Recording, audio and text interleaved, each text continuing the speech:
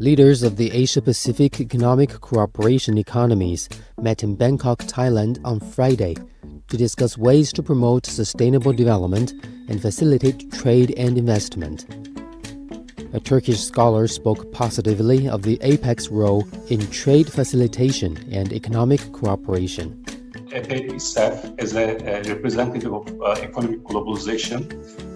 In that regard, there is a unification of global economy and trade facilitation, trade liberalization, and multilateral cooperation.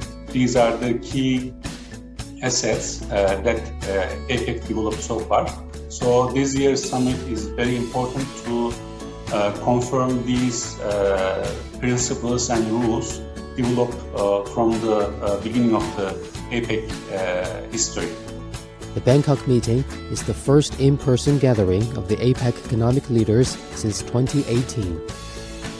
Kılıçdaroğlu also spoke highly of China's efforts in promoting the Asia-Pacific community of a shared future for mankind.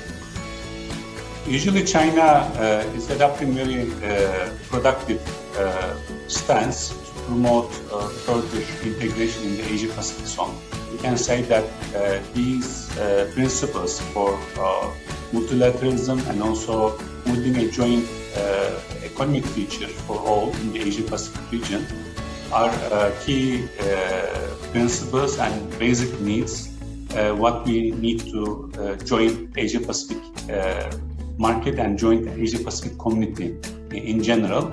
These are the very important elements we need to focus on. APEC, established in 1989, is a premier regional economic forum to support sustainable economic growth and prosperity in the Asia-Pacific region.